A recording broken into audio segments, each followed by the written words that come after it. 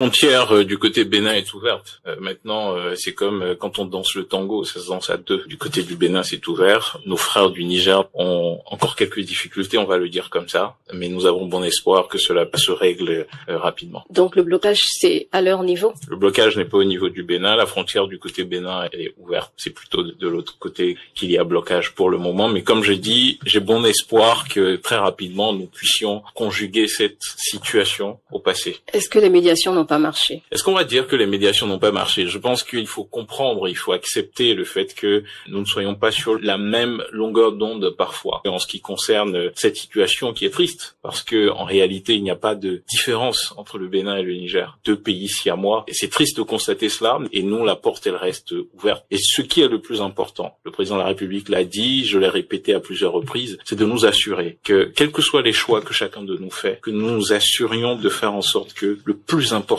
soit préservé. C'est la sécurité, les relations qu'il y a entre nos peuples. Là-dessus, le Bénin fera en sorte que les relations s'améliorent chaque jour un peu plus. Et concernant toujours le Niger, est-ce que M. Gildas Agonkan est toujours l'ambassadeur du Bénin à Niamey?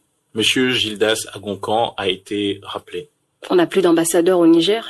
Nous allons, dans les jours qui viennent, procéder à la nomination probablement d'un nouvel ambassadeur. Monsieur le ministre, l'envoi des troupes béninoises en Haïti, où en est-on aujourd'hui? Sur Haïti, la position du Bénin a été très claire. Vous savez, les liens qu'il y a entre le Bénin et Haïti sont des liens séculaires. Les peuples d'Haïti sont partis d'ici. La situation d'Haïti est une situation qui préoccupe au plus grand point le Bénin. C'est la raison pour laquelle, très tôt d'ailleurs, avant même la dégradation que l'on observe aujourd'hui, le président de la République avait déjà offert dès 2019 de pouvoir accompagner le corps politique haïtien à trouver une solution pour pouvoir évoluer. Malheureusement, ça n'a pas pu se faire. Il y a eu assassinat du président de la République en Haïti, la situation s'est dégradée et donc nous avons proposé début 2024 de pouvoir participer à la mission onusienne qui est aujourd'hui une mission de stabilisation en fait, en posant des préalables qui sont clairs. Nous avons dit, pour nous, ce n'est pas une mission policière qu'il faut. Il faut une mission militaire, une mission de rétablissement de la paix et une mission sous le mandat onusien. Là-dessus, il y a eu quelques divergences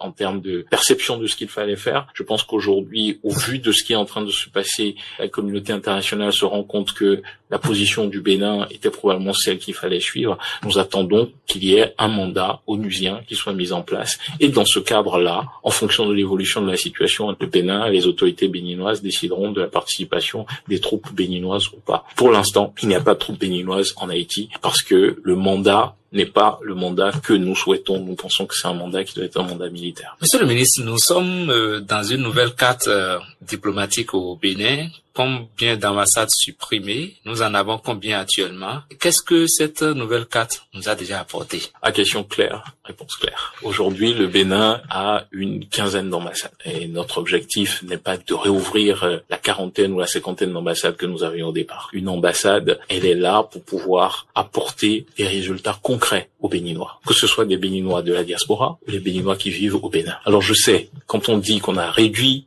le nombre d'ambassades, la première question qu'on nous pose c'est mais oui, vous avez réduit les ambassades, mais comment font les Béninois qui vivent dans ces pays-là? Eh ben, on ne peut pas créer des ambassades dans tous les pays où vivent les Béninois. Vous savez, il y a des Béninois aujourd'hui dans plus d'une centaine de pays dans le monde. Est-ce que nous sommes à même d'entretenir un réseau de 100 ambassades à travers le monde? La réponse est non. Nous avons encore besoin de construire des écoles, de construire des routes, de construire des centres de santé. Et donc, il est important que les ambassades que nous avons permettent de mettre en œuvre la diplomatie de l'utilité, telle que voulue par le président de la République. Parce que nous avons une ambassade, il faut que cette ambassade permette de rayonner dans une zone géographique et apporte des résultats tangibles aux Béninoises et aux Béninois. Aujourd'hui, c'est simple, nous avons un réseau diplomatique qui est optimisé et nous avons toujours dit, il y a des ambassades qui ont vocation à rester parce que ce sont des pays qui sont trop importants dans la géopolitique mondiale. Il y en a de moins importants. Après 1945, les Nations Unies ont été créées, et c'est pas le Bénin qui les a créées.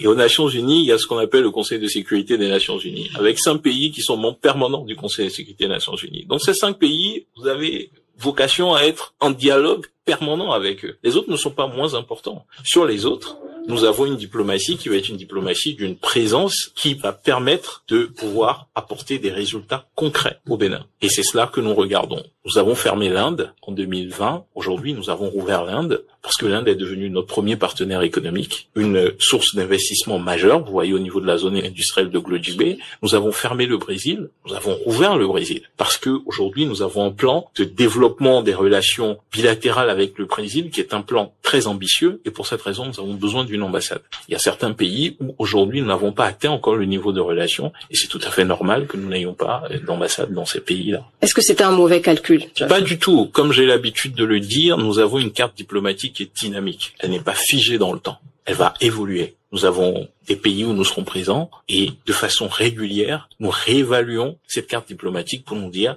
il y a tel pays où nous avons misé, nous sommes arrivés à nos objectifs, ou tel autre pays, nous n'avions pas misé, mais il se révèle que ce pays est un pays important pour nous, nous ouvrons. Et s'il y a d'autres pays sur lesquels nous n'avons pas atteint nos objectifs, ou nous n'arrivons pas à porter le niveau de relation au niveau que nous espérons, nous assumerons de fermer, de faire un réajustement. Vous savez, le Bénin n'est pas le seul pays au monde à le faire. Jusqu'en 2014, nous avions une ambassade du Danemark au Bénin. Le Danemark, en 2014, a décidé de fermer son ambassade au Bénin. Les relations avec le Danemark se sont poursuivies, simplement parce que le Danemark a réajusté sa carte en se disant « nous fermons le Bénin pour différentes raisons et nous nous réajustons ailleurs ». C'est tout à fait normal. Et le Bénin aussi a le droit d'avoir cette politique dynamique. Sur la question, oui, de ce que ça apporte déjà cette nouvelle carte dynamique, vous assumez que on a réduit, on est à 15 ambassades. Une quinzaine. Une quinzaine alors. Qu'est-ce que ça a déjà apporté concrètement à l'analyse? Énormément de choses. Vous savez, aujourd'hui, nous avons une carte diplomatique optimisée. En réduisant la carte diplomatique, nous avons fait une économie de l'ordre de 6 milliards de francs CFA par an. Ces 6 milliards de francs CFA, c'est autant d'argent qui servent à construire des écoles, des routes, etc. Et puis, de façon concrète aujourd'hui, quand vous regardez notre portefeuille bilatéral avec la plupart des géographies, que ce soit les États-Unis, la France, la Chine, le Brésil, j'ai dit, nous avons rouvert les pays du Golfe, le Japon, vous verrez que depuis 2016, notre portefeuille de coopération n'a cessé de croître. Et au lieu d'être éparpillé, nous avons choisi d'être concentrés et d'être beaucoup plus efficients et plus efficaces. Et ça fait moins de tracas pour les Béninois de la diaspora? Je suis 100% d'accord avec vous que pour les Béninois de la diaspora, et j'en ai été un, je revendique d'être aussi un Béninois de la diaspora, même si je suis né, j'ai grandi ici, j'ai eu mon bac ici, etc. Mais je suis aussi un Béninois de la diaspora et je sais que il y a une forme de, je peux pas dire de facilité, de confort à se dire, j'habite dans un pays, j'ai une ambassade à côté, le jour où j'ai envie de renouveler mon passeport, etc., je peux aller à l'ambassade d'à côté. Mais la réalité, c'est que, il est impossible pour nous d'être partout. Moi, je vais vous donner un exemple. Le Béninois qui vient à Bordeaux, en France, d'accord? Nous avons une ambassade à Paris. Le Béninois qui vit à Bordeaux, en France, vous dira, je veux avoir un bureau de l'ambassade à côté de chez moi, parce que quand je pars de Bordeaux, j'ai 3 heures de train pour rejoindre Paris. Donc en réalité, nous ne pouvons pas être partout. Et c'est la raison pour laquelle nous avons dit nous voulons utiliser le digital pour réduire la distance avec nos compatriotes. Et nous avons commencé à le faire. Nous avons mis en place le registre des Béninois de l'étranger. Vous avez vu qu'auparavant, jusqu'à il y a pas longtemps, il fallait se déplacer en ambassade ou en consulat pour avoir un laissez-passer pour pouvoir revenir au pays. Ça peut se faire à distance. Il y a un certain nombre, la procuration peut se faire à distance et nous prévoyons beaucoup de choses dans le futur. L'objectif, c'est d'utiliser le digital pour ramener l'État dans le salon de chaque Béninois et que les Béninois, où qu'ils soient sur Terre, puissent, le fait de ne pas être dans un pays où il y a une représentation diplomatique, ne soit plus un frein pour qu'ils se sentent partie de la communauté nationale. Une innovation du Bénin ou ça se fait ailleurs? Ça se fait ailleurs. Après, nous faisons notre bout de chemin et je pense que nous le faisons de fort belle manière. Quels sont les gros rendez-vous diplomatiques du président de la République à venir? Vous conviendrez avec moi quand je ne trahirai pas de secret parce que cela fait partie de la réserve liée à ma fonction. Tout ce que je peux vous dire, c'est que le président de la République, comme c'est le cas depuis 2016, pratique une diplomatie et une présence de l'utilité. Le président de la République sera partout où il est nécessaire qu'il soit pour pouvoir faire avancer notre pays, pour que le programme d'action du gouvernement puisse se réaliser, pour que les intérêts du Bénin soient défendus. Vous allez dire, le président ne va pas visiter à gauche, à droite, etc. Et c'est pour ça que je vous dis, nous pratiquons au Bénin une diplomatie de l'utilité. Nous allons là où c'est utile pour nous d'être présent. Être utile, ça ne veut pas toujours dire avoir un gain. Aujourd'hui, les résultats, quand vous regardez aujourd'hui les résultats du Bénin, je pense que c'est efficace. Vous voyez nos résultats, que ce soit d'un point de vue économique, en termes de réduction de la pauvreté. Les Béninois se plaignent, ils disent qu'ils mangent pas 3 fois par jour. Vous avez raison, mais nous vivons dans un monde, et c'est pour ça que je dis souvent à certains amis que on ne peut pas vivre en autarcie. Et on dit souvent, quand je me regarde, Je me désole, mais quand je me compare, je me console. Si vous vous comparez, si nous nous comparons à ce qui se passe autour de nous, vous vous rendrez compte que le Bénin s'en sort plutôt bien. Cela ne veut pas dire que tout est parfait. Il y a toujours mieux à faire. Et il faut toujours faire plus pour que la situation de nos compatriotes, de nos concitoyens s'améliore. Mais je pense que nous sommes sur la bonne voie. Et les rapports sont bons avec le Togo? Nos rapports sont bons avec tous nos voisins. Sauf le Niger? Nos pays sont construits d'abord sur la base de peuples. Ce sont les peuples qui font les pays. Mais les dirigeants, c'est eux qui gouvernent. C'est vous qui êtes au gouvernement. Bien sûr, je suis d'accord avec vous. Mais ce que je veux vous dire, c'est que nous sommes de passage. Que cela dure 5, 10, 15, 20, 30 ans pour d'autres, etc. Bon, quel que soit le temps que ça dure, nous ne sommes que de passage. Ce qui reste, ce sont les liens qu'il y a entre nos peuples. Et les liens qu'il y a entre nos peuples, le Niger, c'est un pays frère. Le Togo, c'est un pays frère. Après, en dirigeant, nous avons le devoir de faire en sorte que la fraternité qui existe entre nos peuples soit maintenue, soit entretenue, soit développée dans le temps. Pour le moment, ça peine? Non, je ne pense pas que ça peine. Je pense que vous voulez absolument parler du Niger. Au Niger, nous avons défendu d'abord des valeurs, qui sont des valeurs partagées par tous les Béninois. Si vous descendez dans la rue, à Cotonou, à Porto Novo, vous prenez 100 Béninois, vous leur demandez, est-ce que vous êtes favorable au coup d'État? Je suis certain que 90 vous diront non. Et c'est lié à notre histoire au Bénin.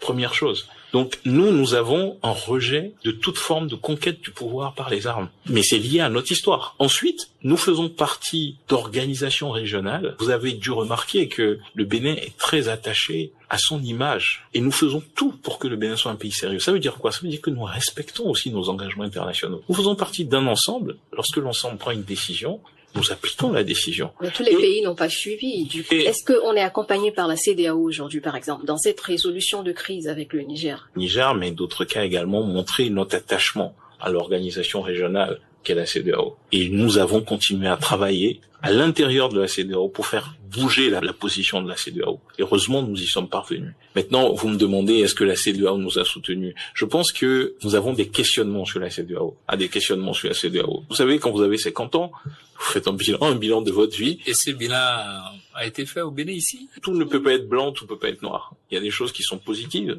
Nous faisons partie d'un espace où aujourd'hui, on peut circuler librement. Il y a une liberté d'établissement au sein de notre espace sous-régional. Il y a des points sur lesquels nous n'avons pas progressé, il faut le dire. La CEDEAO a été créée avec une promesse. La promesse de dire qu'il y aurait une forme d'entraide, de soutien mutuel, de développement harmonisé, de répartition harmonisée des richesses sur notre espace. Est-ce que nous avons réussi sur ce plan-là? Quand vous regardez par exemple la présence des institutions de la CEDEAO, le Bénin n'a aucune institution aujourd'hui. Et oui, c'est normal que les Béninois disent « mais qu'est-ce que nous tirons de la CEDEAO ?» Et ce sont des questionnements que nous avons aujourd'hui. Et ces questions, c'est de l'interpellation que les citoyens font à l'endroit des dirigeants que vous êtes? Bien sûr. Comment c'est managé à votre niveau pour que le Bénin soit à ce niveau? Quand on fait la répartition des institutions, le Bénin n'a rien gagné. Et c'est la raison pour laquelle je vous dis que nous, aujourd'hui, le Bénin a une position qui est claire. Le Bénin a toujours montré son attachement à la CEDEAO, son attachement à l'intégration régionale. Mais aujourd'hui, nous questionnons et nous faisons en sorte que ce bilan soit fait et que des corrections soient apportées. Si on ne corrige pas cela, tous ceux qui veulent jeter la CEDEAO avec le bébé et l'eau au même moment vont réussir. Mais nous croyons qu'on peut transformer les choses et qu'on peut changer les choses de l'intérieur. Est-ce que vous pensez que la CEDEAO vous a lâché après avoir été en première ligne dans cette cause-là? Non, je ne dirais pas ça de cette manière-là. Parce que vous savez, la CEDEAO, c'est une organisation commune, elle est incarnée aussi par les États. Mais une chose est certaine, le Bénin a défendu une position. Aujourd'hui, c'est vrai que c'est le Bénin qui a sa frontière fermée avec le Niger. Pas le Nigeria, par exemple. Je pense que c'est différent. Il faut regarder aussi, vous savez, il y a deux pays qui ont mis en exécution les décisions de la CEDEAO. C'est le Bénin et le Nigeria, parce que nous étions les voisins directs du Niger. Maintenant, il faut voir la géographie de nos frontières. La frontière entre le Bénin et le Niger, c'est une frontière naturelle, et qui est faite par un pont. Le Togo est aussi un voisin? Non, le Togo n'est pas un voisin du Niger. Le Togo n'a pas de frontière directe avec le Niger. Mais tout passe par là aujourd'hui, apparemment. Je pense qu'il y a beaucoup de supputations autour de ces choses-là. Mais c'est un manque à gagner pour notre port. La réalité, vous savez, que ce soit le port, les activités activité économique. L'essentiel, c'est que nous construisions un pays résilient. Il y a quelques années, avant 2016, lorsque il y aurait une fermeture de frontières comme celle-là, on aurait dit le Bénin est en train de plier. C'est terminé. Les relations avec le Burkina. Non, laissez-moi finir. Oui, on aurait dit le Bénin est en train de plier. Le Bénin est à genoux. La frontière a été fermée avec le Niger, nous ne nous en réjouissons pas. Et malgré cela, l'année dernière, la croissance économique du Bénin était de 7,5%, supérieure aux prévisions. Ça veut dire que ensemble, nous Béninois, nous avons construit une forme de résilience qui fait que, quels que soient les chocs que nous pouvons subir, et la vie elle n'est pas linéaire. Il y a des moments où tout se passe bien, il y a des moments où vous allez vivre des chocs. Mais quels que soient les chocs que nous vivons, nous avons la capacité et la force de pouvoir nous relever et de continuer à être forts. Et c'est le plus important. Mais à la frontière, au marché de Malanville, le marché est mort pratiquement. Je ne pense pas que ce soit le cas. Parce que aujourd'hui, il y a, je veux pas dire une économie parallèle, mais il y a des moyens parallèles que nos compatriotes ont trouvé de pouvoir continuer à échanger. C'est triste, et moi je le dis, c'est triste que les relations entre le Bénin et le Niger prennent un caractère informel. Et nous allons continuer à travailler pour que cela s'améliore. Par rapport au Burkina Faso, on en parle peu. Monsieur le ministre, les relations sont comment?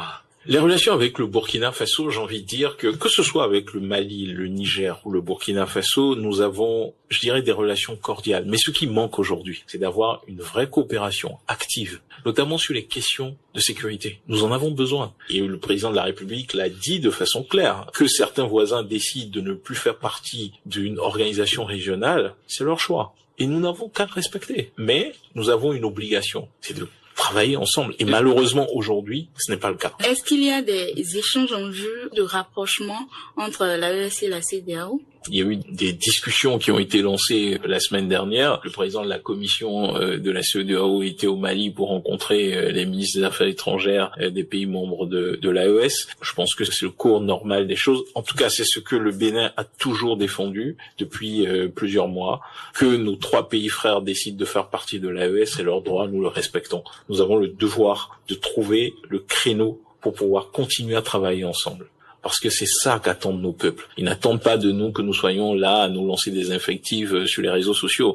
Ce qu'ils attendent de nous, c'est que nous puissions travailler ensemble pour régler des problèmes concrets. Et un des problèmes concrets auxquels nous devons faire face aujourd'hui, ce sont les questions de sécurité.